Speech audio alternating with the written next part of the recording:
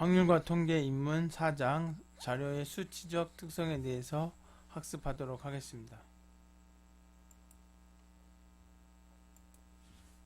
4장은 크게 4개의 절로 이루어져 있고요. 대표값, 산포도, 위치 척도와 상자의 그림, 도수 분배표에서의 평균과 분산에 대해서 배워보도록 하겠습니다. 학습 목표로는 대표값을 구하고 그 특성을 이해하고, 산포도, 위치 척도인 백분위 수와 4분위 수를 구할 수 있고요. 그 다음에 상자 그림을 그리고 거기를 통해서 특이값이 유무를 판정할 수 있습니다. 도수분배표에서 대략적인 평균과 분산을 구할 수 있습니다. 대표값,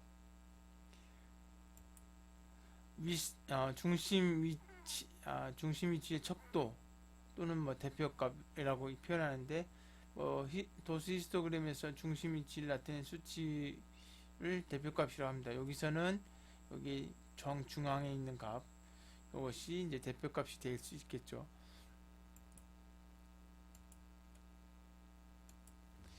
자, 평균에는 크게 모평균과 표본평균이 있습니다. 모집단이 있는데, 모집단이 각 자료값을 다 더한 다음에 그 개수로 나눴을 때 그것을 모평균이라고 하고요. 표본평균은 n개의 표본에 대해서 그 자료값을 다 더하고 n으로, 소문자 n으로 나눠준 값을 얘기합니다. 이건 일반적으로 다 아는 개념이고요. 공식은 이렇게 되어 있습니다. 그래서 표본평균은 어떻게 선택되어질지 모르겠지만 선택되어지는 애들의 xi라고 할 때 표본평균은 x바로 표시합니다. 그 다음에 모평균은 mu로 대체적으로 표시하고요. 대부분 약속이니까 그렇게 이해하시면 됩니다. 평균은 유일하다. 평균 구하면 유일하겠죠. 그다음 평균은 계산하기 편리하다. 다 더해서 n으로 나눠주면 되니까. 그리고 모든 측정값을 반영한다. 이 xi의 값이 n분의 1의 영향을 미친다는 얘기겠죠. 그래서 특정한 값이 만약 갑자기 올라갔다든지 평균에도 그만큼 영향이 미치는 것입니다. 자, 두 개의 표본이 있습니다. A와 B가 있는데 다 똑같은데 마지막 값만 다릅니다. 자, 이렇게 했을 때 평균은 5.5와 14.5가 됩니다. 그래서 A는 이렇게 0과 10 사이에 몰려있고 B는 0과 10 사이에 9개 있지만 100이 특이한 값이 있습니다. 그래서 이걸로 인해서 평균이 영향을 받겠네요. 평균은 자료 안에 있는 포함된 특이의 값이 있느냐 없느냐에 따라서 이렇게 특이한 값이 하나 있음으로 인해서 5.5라고 하는 평균이 14.5로 크게 변한 걸 알 수 있습니다. 자, 27명의 조성조 왕의 수명을 나타낸 것이고, 요거의 평균 수명을 구하여라. 27명에 대해서 다 더한 다음에 27로 나눠주니까 46이 됩니다. 약 46이 되는 거죠. 이것이 평균이 됩니다. 자, 대표값으로 아까 평균을 얘기했고, 이번에는 중앙값이 대표값으로 이야기 될 수도 있습니다. 중앙값이라고 하는 건 데이터의 가운데 값을 얘기하는 거죠. 작은 수부터 큰 수까지 나열했을 때 가장 가운데 있는 수가 중앙값이 되는 겁니다. 그러니까 이제 값이 이렇게 있으면 여기에 몰려 있고 여기 조금 있다. 이게 중요한 게 아니고 여기 9개 있고 여기 1개 있으면 지금 이게 총 10개 있잖아요. 중앙이 뭐냐면 10개 있으면 5번째하고 6번째. 요 중간에 있는 값이 중앙값이라는 얘기죠. 그래서 중앙값의 특징 중에 하나가 뭐냐면 여기 자료에 포함이 안 될 수도 있다. 예를 들어서 5번째는 5고 6번째는 6이라고 하면 이 공식에 의해서도 알 수 있듯이 5.5가 되는 거죠. 그래서 5.5는 여기에 자료에 안 들어가 있어도 된다.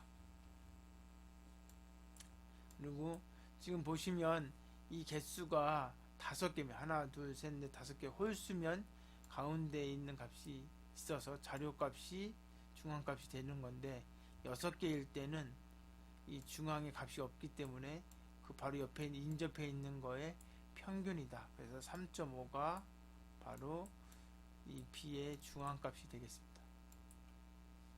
중앙값의 특성은 극단값을 영향을 미치지 않는다. 무슨 얘기냐면 이렇게 있을 때 9개 여기 있고 10번째가 여기 있다. 이게 극단값이죠. 그렇지만 얘에 영향을 미치지 않는다.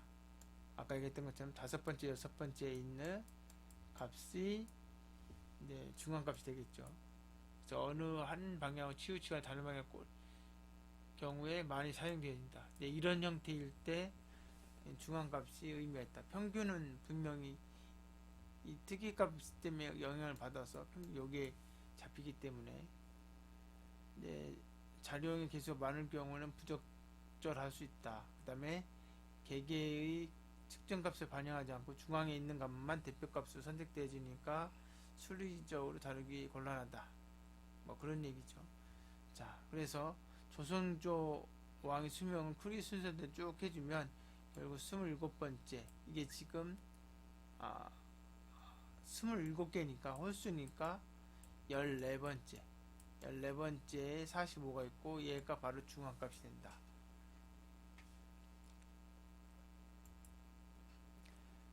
자, 최빈값이라고 하는 것은 요 빈자는 뭐냐면 부족하다는 뜻이 아니라 빈도수이란 얘기죠. 그래서 가장 많이 출현된 빈도수가 많은 값을 최빈값이라고 합니다. 자, 그래서 뭐 이런 경우도 역시 극단값에 영향을 미치지 않고 존재하지 않을 수도 있다. 그러니까 뭐냐면 다 한 번씩 발생을 하는 거예요. 중복되는 애가 없어요. 그럼 뭐 존재하지 않는다는 얘기죠. 여러 개일 수 있다. 그러니까 뭐 한 3번 반복해서 발생한 값이 원소가 만약에 예를 들어서 A하고 B가 A도 3번 나오고 B도 3번 나온다. 그러면 A하고 B가 최빈값이 되는 거죠. 자료수가 많으면 부적절하고 순리적으로 다루기 힘들다. 뭐 이렇게 얘기하고 있습니다. 자, 최빈값을 구하라 했는데 쭉 보니까 30, 33, 56이 두 번씩 나왔어요. 그래서 최빈값이다. 지금 최빈값이 3개나 나왔네요. 자, 4장이죠. 삼포도. 자, 어떻게 분포가 되었느냐, 이게 이제 삼포도란 얘기인데, 자, 보시면 평균이 동일한 두 집단을 과연 동일한 특성을 갖는다고 얘기할 수 있을까? 자, 집단 A와 집단 B가 평균이 같아요. 6으로. 근데 얘는 이 B는 뭐 6을 기점으로 해서 이렇게 모아져 있어요. 근데 A는 거의 비슷비슷하게 되어 있습니다. 길게 퍼져 있는 형태고 B는 6에 몰려 있다는 얘기죠. 삼포도는 자료에 흩어지거나 밀집되는 정도를 나타내는 거고, 삼포의 척도는 범위, 그러니까 범위라는 것이 있고, 4분의 2수 범위, 평균 편차, 분산, 표준 편차, 병동 개수가 있습니다. 주로 중고등학교 때 표준 편차를 주로 얘기했었는데, 지금 이제 앞으로 이제 이번 시간에 변동 개수를 통해서도 삼포의 척도를 구할 수 있습니다. 이런 것도 다 배우는데 개념이 그렇다는 거 있고, 자, 범위라고 하는 것은 뭐냐면 수집된 것 중에 가장 큰 값과 가장 작은 값의 차이를 범위라고 한다. 이게 이제 정렬되어 있을 때 맨 마지막에 있는 거에서 맨 처음 걸 빼주는 게 범위예요. 계산하기 쉽고 특이점이 영향을 받는다. 만약에 제일 큰 값이 엄청나게 큰 값을 가지고 있다. 그러면 이 범위가 커지겠죠. 이 중간에 있는 애들은 영향을 반영이 안 되기 때문에 반영하지 못한다는 거고, 자료 개수 많은 경우 부적절하고 범위가 동일해도 분포는 다를 수 있다. 이게 지금 이 세 개가 다 범위가 10에서 1을 뺐으니까 다 9입니다. 그런데 어떤 애는 왼쪽에, 어떤 건 오른쪽에, 어떤 건 균등하게 있죠. 자, 그래서 요거의 범위는 9에서 3을 빼주면 돼요. 정렬되어 있을 때 마지막에서 가장 앞에 있는 걸 빼주는 것이 범위다. 평균 편차는, 편차라고 하는 것은 차이예요. 차이. 평균으로부터의 차이. 그래서 각 자리의 측정값과 평균의 편차에 대한 절대값. 왜냐하면 평균에서 그 측정값을 빼주면 플러스와 마이너스가 나오는데, 그걸 합치게 되면 상쇄가 돼서 0이 됩니다. 그래서 상쇄되지 않게 하기 위해서 모두 다 양수를 바꿔주다 보니까 절대값을 붙이는 거고요. 그거의 평균, 개수로 나눠줍니다. 이걸 평균 편차라고 합니다. 자, 개개인이 특정 값의 정보를 반영한다. 그 다음에 범위보다 적게 영향을 받는다. N으로 나누다 보니까 그렇겠죠. 절대값을 사용해서 수리적으로 다루는 게 부적절하다. 그 다음에 평균 편차가 클수록 넓게 분포됐다. 얘가 커진다는 얘기는 평균으로부터 많이 떨어져 있다는 얘기고, 그래서 분포가 넓게 돼 있다는 얘기죠. 표본이 요건데, 요거의 평균은 당연히 다 구한 다음에 6을 나눠주면 되고, 거기서부터 자료값에서 평균을 빼주면 마이너스 3, 마이너스 2, 0 이렇게 되는 거죠. 4 빼기 6 하니까 마이너스 2 되는 거예요. 절대값 붙여주면 이렇게 양수가 될 거고, 다 더해준 다음에 6을 나눠주니까 1.67입니다. 자, 분산은 평균을 중심으로 밀접되거나 퍼진 정도를 나타내는 척도를 의미합니다. 그래서 분산에는 모 분산과 표본 분산이 있습니다. 모집단을 구성하는 모든 자료값과 모평균의 편차의 제곱의 평균이 바로 모분산입니다. 그 다음에 표본 분산은 비슷하지만 표본으로 구성된 모든 자료값과 표본 평균의 편차를 제곱을 해주는 것까지는 맞는데 n으로 나눠주는 게 아니라 n-1로 나눈다. 한 개 줄여서 나눠준다. 공식이 이렇게 되고요.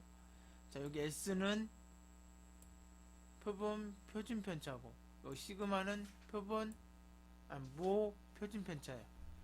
그래서 이제 표준 편차의 제곱이 분산이거든요. 그래서 이렇게 표시된다. 분산의 특성은 개개인의 측정값이 정보에 반영되고 수리적으로 다루기 쉽고 특이점에 매우 영향을 받는다. 뭐 이게 이 값이 특이하면 그거에 제곱을 해주기 때문에 영향을 받겠죠. 분산이 클수록 각 측정값이 평균으로부터 넓게 흩어져 있다. 미지의 모분산을 추론할 때 많이 쓴다. 이게 이제 모분산을 알려주는 경우도 있지만 대체적으로 알려주지 않습니다. 그럴 때는 보통 이제 표본분산을 사용하게 됩니다. 자, 표본에 대한 분산을 구하라. 이거에 대해서 분산을 구하라고 했는데 편차를 구하고 평균 편차를 구한 다음에 이걸 제곱을 해주는 거예요. 그리고 나서 다 더해요. 그리고 개수에서 한 개를 빼줘요. 이 총 개수가 6개죠. 6개니까 5로 나눠주는 겁니다. 표준 편차. 이게 이제 많이 쓰이는 방법인데, 분산은 각 개개의 자료값에 대한 평균 편차 제곱에 의해 정의되는데, 여기다 루트를 씌워주면 된다. 뭐 이렇게 어렵게 얘기했는데, 루트 씌워주면 된다. 뭐 여기서는 뭐 왜 이제 루트 씌워주냐, 뭐 키의 단위는 센티미터, 키 자료형에 대한 분산은 제곱을 해서 단위 이렇게 바뀐다. 그래서 단위를 같게 만들어 주려고 한다. 뭐 이런 얘기 하는 거고요. 자, 결국 루트 씌워주면 돼요. 그래서 이렇게 표시되고 이렇게 표시된다. 자, 두째 자리까지 계산하라고 했는데 요건 앞에서 구했으니까 그냥 루트만 씌워주면 2.19가 됩니다. 자, 측정 단위가 동일하지만 평균의 차이가 큰 두 집단을 비교할 때, 또는 측정 단위가 서로 다른 집단에 대해서 산포 척도를 비교할 때 많이 사용한다. 변동개수가 클수록 상대적으로 넓게 분포되어 있다는 얘기고요. 예를 들면 언제 이 변동개수를 이용해서 계산하느냐, 신생아의 몸무게, 산모의 이 단위는 같아요. 킬로그램으로. 하지만 산모는 기본적으로 뭐 50kg 내외로 있지만 신생아는 결국은 뭐예요? 뭐 5kg 플러스 마이너스죠. 단위 자체가 다르단 말이에요. 이런 경우 변동계수를 통해서 어떤 애가 더 퍼져 있는지 알 수 있다는 얘기죠. 그 다음에 키와 몸무게. 키는 킬로그램이고 몸무게는 킬로그램이고 키는 센티미터인데, 기본적으로 키를 얘기할 때는 뭐 소수점 이하까지 얘기할 수도 있지만 기본적으로 100단위 이상으로 얘기하잖아요. 근데 몸무게는 100이 넘어가는 경우가 많지 않잖아요. 그러다 보니까 단위도 다르고 취급하는 숫자도 다릅니다. 그러다 보니까 표준 편차만 가지고 어떤 게 더 퍼져 있다라고 얘기하기 어렵습니다.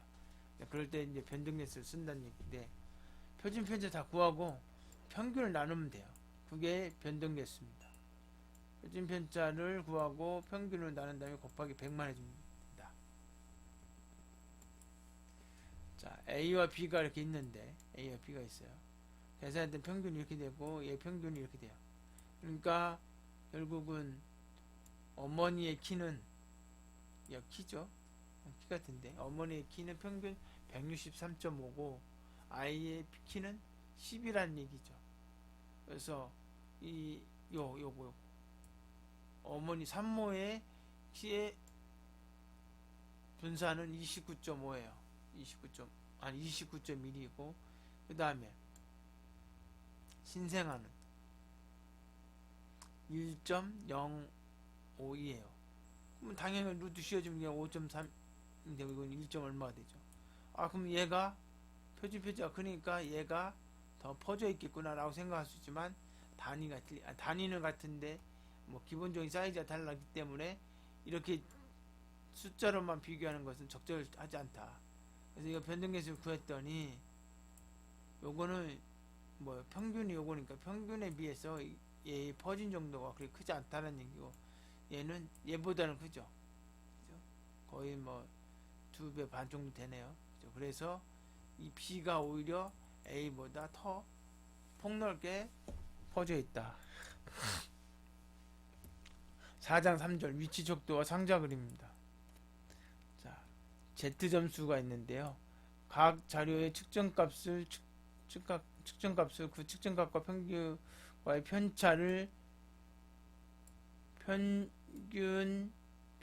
표준 편차로 나눈 수치를 Z점수라고 한다.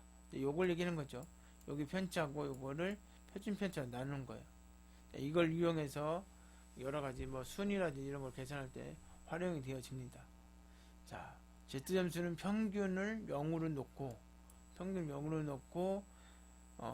이 자료금 절대 위치를 상대적으로 변환할 때 많이 쓴다.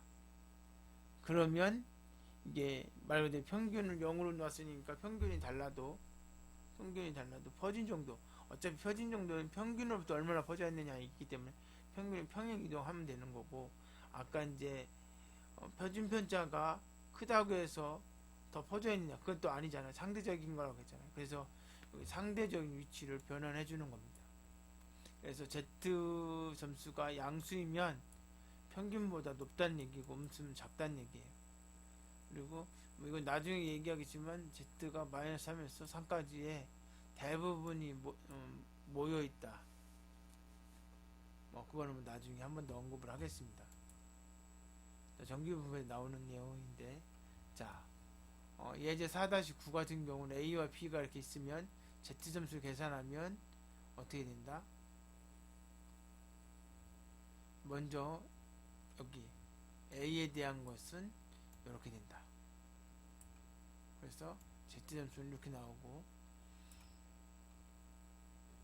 B는 이렇게 나오고, 그래서 실제로 그림을 이렇게 그려지는 거죠. 그러면 변동계수를 구하면 구하진 않았는데 변동계수에 의한 결과와 동일하게 아까 이제 계산해보면 그렇다는 얘기겠네요. 아, 이게 지금 산모와 그 아이의 키를 얘기한 거죠.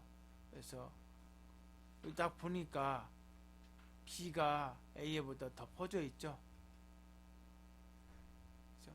그렇게 쉽게 알 수 있다는 거죠. 자, 백분위수와 사분위수. 이건 뭐냐면 데이터를 쭉 있으면 쭉 나열해요. 우리가 이제 백분위라는 것이 우리 쉽게 이해할 수 있는 개념이다 보니까 퍼져 있는데 이게 개수가 몇 개인지 몰라요. 이걸 만약에 100개라고 놓는다면 뭐 P의 22분, 그럼 뭐 20번째는 누구냐, 뭐 50번째면 50%, 100이라면 50번째 값이 누구냐, 이게 바로 뭐예요? 중앙값이에요. 중앙값, 가운데 있는 거. 그래서 25 백분위수, 즉 4분의 1이죠. 그래서 1/4분위수예요. 제1/4분위수. 그래서 Q1 쿼터가 이제 4분의 1 뭐 이런 의미죠. 그래서 50분위수는 중앙값인데 이건 제2 4분위수고 75%는 제 3, 4분위수. 100%는 왜 없을까요? 마지막 값이 100%, 가장 큰 값이 100%니까 큰 의미는 없습니다. 그래서 언급이 안 돼 있는 거고요. 자, 그래서 100분위수 pk k분위수를 구하려고 하는 거고, 어떻게 구하느냐? 먼저 크기 순으로 나열을 하는 거예요. 작은 것부터 큰 걸로. 그리고 나서 계산을 하는데 100분의 k 곱하기 n 이렇게 계산을 해요. 그래서 이 값이 뭐 k하고 n이 곱해가지고 100보다 100이 배수가 되면 이게 정수가 나오겠지만 그렇지 않을 수 있습니다. 만약에 정수이면 n번째와 n 플러스 1번째의 평균이 바로 요 값이 되는 거죠. 근데 얘가 정수가 아니면 얘보다 가장 크지만 가장 작은 정수 이 값을 구하면 됩니다. 그러니까 이제 요것이 사실은 이렇게 되는 거죠. m에 가깝다 뭐 이런 얘기죠. m에 가깝다. 자, 이렇게 딱 나오면 4분위수를 구하라. 즉 Q1, Q2, Q3 구하라는 얘기예요. 즉 25%, 50%, 75% 구하라는 얘기입니다. 자, 그러면 먼저 재배열을 딱 해요. 재배열 쭉 하고 나면 사실 여기가 맨 마지막 거고, 그리고 Q1은 여기서 25%, 50%, 75% 찾으면 됩니다. 자, 어떻게 찾느냐면 m에 가까이 간 m하고 비슷하다고 했죠. 우리가 구하려고 하는 게. 자, 그래서 어떻게 돼요? 50 곱하기 50은 뭐야? 개수 25%니까 이렇게 구하면 12.5면 얘보다 큰 거 13이죠. 13번째 값이 27이네요. 그죠? 27. 그 다음에 제 2, 4분위수는 100분의 50 곱하기 50분의 25예요. 정수가 되면 25하고 26의 반. 똑같은 값이라서 38이 되겠죠. 제 3, 4분위수는 75를 곱해줘야 되고 계산하면 37.5니까 소수점 이하가 있으니까 그냥 38번째 걸 구해서 얘기해줍니다. 41이 됩니다. 자, 상자 그림 그리는 거 한번 해보도록 하겠습니다. 대표값으로 중앙값을 사용하는 경우는 특이값이 영향받지 않는 범위로 4분위수 범위를 많이 사용한다. 4분위수 범위가 어떤 건지 여기서 정의를 하고 있습니다. 수집된 자료에서 제1사분위수와 3사분위수, 즉 Q1과 Q3를 범위를 구하면, 원래 이거 범위 구한다니까 제일 큰 값에서 제일 작은 값을 빼는 건데, 여기서는 Q3를 큰 값, Q1을 작은 값으로 해서 빼주면 그게 4분위수 범위가 되는 겁니다. IQR 4분위수 범위인데 Q3에서 Q1을 빼는 거죠. 자, 요 예제 4-11번의 문제는 방금 전에 배웠던 예제의 자료에 대한 4분위수를 구하라. 아까 구했어요. 이렇게 있죠. 27, 41. 그래서 27, 41 빼주니까 14예요. 얘가 4분위수 범위입니다. 자, 상자 그림을 그리기 위해서는 4분위수를 이용해서 상자 그림을 그리는데, 이걸 그리는 이유는 특이값을 바로 알려주는 그림이기 때문에 그렇습니다. 그래서 상자 그림의 특징은 특이값이 그림상에서 표현이 된다. 그리고 자료의 중심, 위치와 흩어진 모양, 분포의 꼬리 부분을 쉽게 파악할 수가 있고, 2개 이상의 자료형을 비교할 때도 유용하다. 자, 이렇게 상자 그림이 있으면 이렇게 그림을 그려져요. Q1, Q2, Q3. 그 다음에 이렇게 그려집니다. 그래서 여기 있는 거, 여기 짝대기 사이에 있는 거, 바깥에 있는 거, 여기 안에 있는 것은 보통 특이값이고 바깥에 있는 것은 특이값입니다. 그 다음에 바깥 울타리는 그려지고 안 울타리는 생략됩니다. 안 울타리는 인접값으로 대체가 됩니다. 뒤에 가서 더 설명을 해보면 인접값으로 표시가 되고요. 그 다음에 바깥 울타리는 그림 그린다고 했고, 여기 있는 특이값, 요 사이에 있는 애들은 보통 특이값이 되고, Q1, Q2, Q3가 됩니다.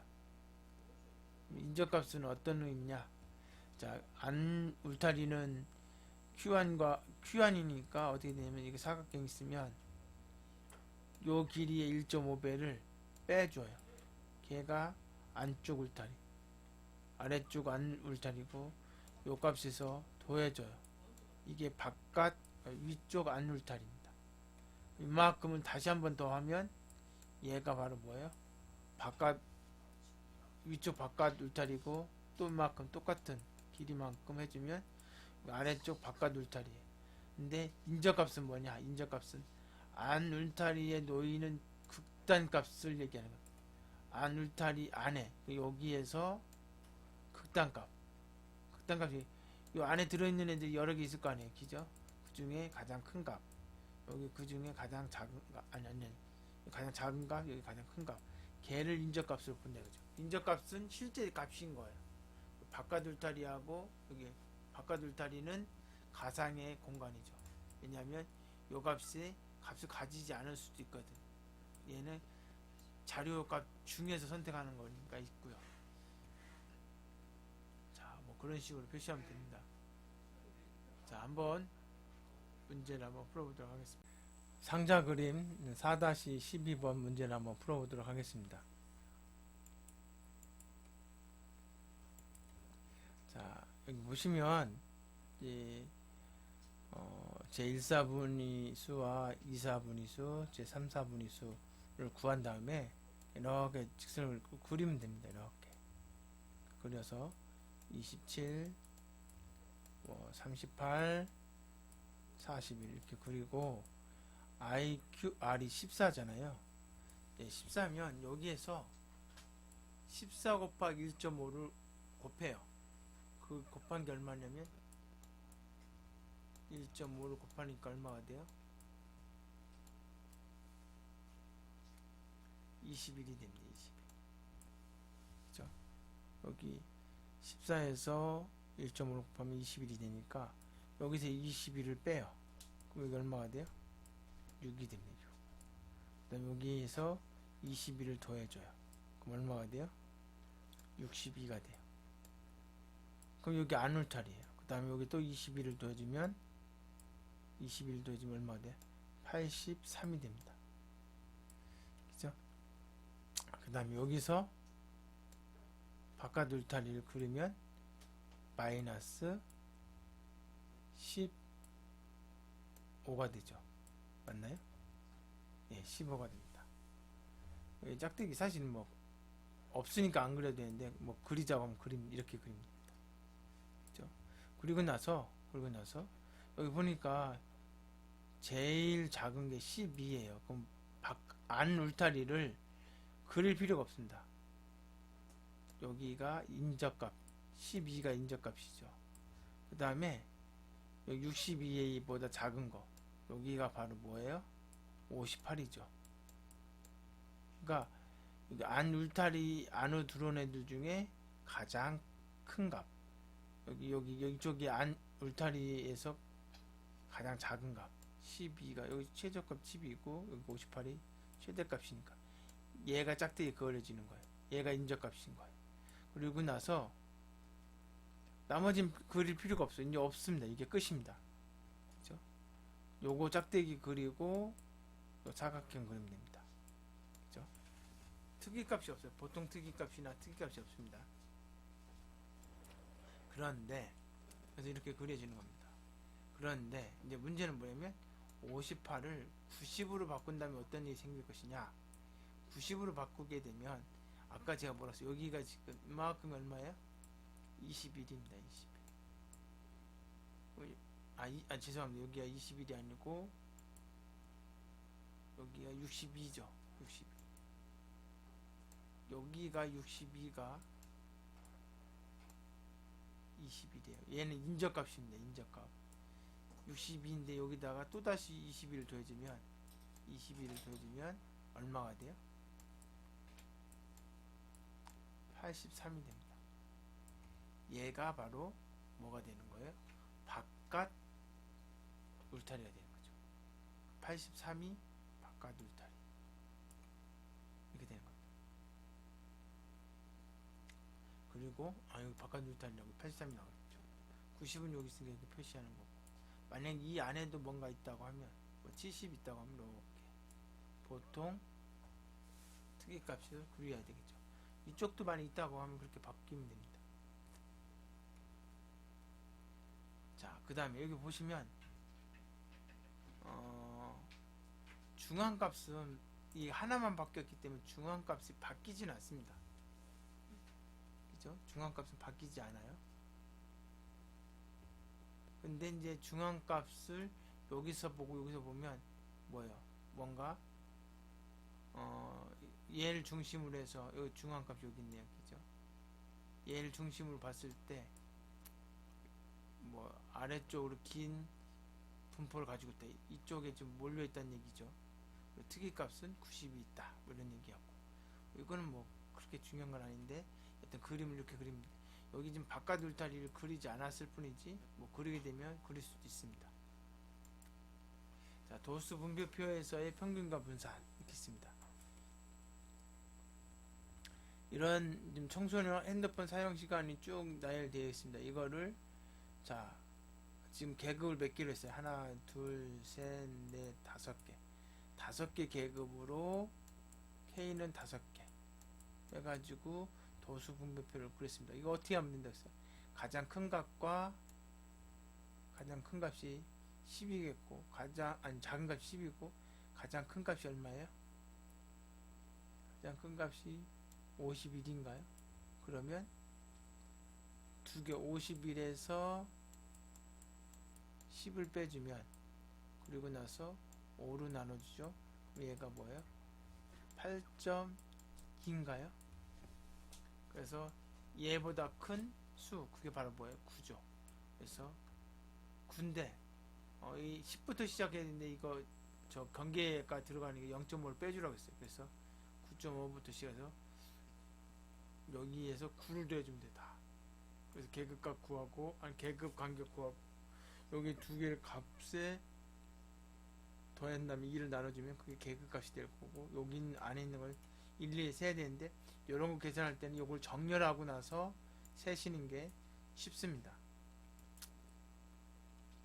자, 각 측정값의 계급값으로 대체하고 그러니까 요거 평균구라고 할 때 얘에 대한 값이 요 사이에 있으니까 뭐 10일 수도 있고 13일 수도 있고 14일 수도 있는데 그 값을 그냥 통으로 14로 통일시키라 이거죠. 그러면 14가 몇 개 있다는 얘기? 10개 있다는 얘기. 그래서 두 개 곱해 주는 거예요. 그래서 14가 14개, 아니 10개, 아니 14가 10개, 뭐 23 이렇게 계급 값이 쓰는데 개수는 도수로 해주 이렇게 해주면 됩니다. 그래 다 더해준 다음에 50은 나중에 23.9가 되겠죠. 자, 이렇게 되는데 자, 이렇게 해서 구해도 되고 또는 어떻게 구한다? 상대 도수 곱하기 계급값으로 구해도 된다. 차이는 뭐냐? 이렇게 하면 이거 50을 나중에 계산해 줘야 되잖아요. 상대 도수를 하게 되면 이 n이 이미 반영이 됐기 때문에 50을 주지 않아도 된다 이 얘기입니다. 똑같은 얘기예요. 자, 도수를 이렇게 주어줘서 평균 구해라. 그럼 어떻게 해야 돼요? 얘의 계급값을 여기다 쓰고 각각을 곱한 다음에 더해주면 된다 이거죠. 그리고 50으로 나눠주면 돼요.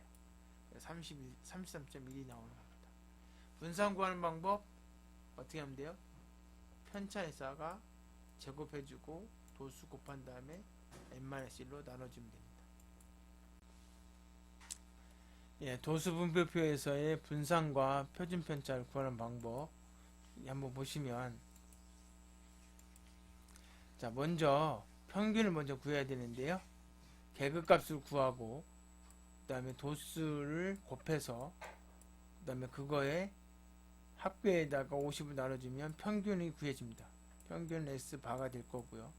편차를 구하기 위해서는 계급값에서 평균을 빼주면 이렇게 나올 겁니다. 그리고 이거를 제곱을 해주고요. 그 다음에 요거를 여기 도수로 곱해주면 이렇게 나옵니다. 자, 그렇게 해서 이걸 다 더해준 다음에 더해주니까 2764.5가 되고, 이걸 요 개수가 50명이니까 하나 줄여서 49로 나눠주면 57.03이 나오고, 이건 분산이죠. 표준 편차는 루트 씌워주면 7.552가 나옵니다. 자, 4-13번의 예제를 이용해서 도수 분표표의 의한 자료의 분산과 표준 편차를 구하여라. 똑같이 하면 됩니다. 먼저 계급값과 도수를 이용해서 평균을 구해요. 평균을 구하고 그 평균을 다시 계급값에서 빼주는 겁니다. 그래서 편차를 구한 다음에 요거 제곱해서 도수를 곱해주고 다 더해주니까 4522가 나오고, 총 개수가 50명이니까 49로 나눠줘서 92.286이 되고, 루트 씌워주면 9.61이 됩니다. 이렇게 해서 도수 분표표가 주어지면 평균 구하고 편차 구하고 제곱 구한 다음에 도수를 곱해서 분산을 구하고 루트 씌워서 표준 편차를 구하면 됩니다. 자, 이것으로 4장을 마치도록 하겠습니다.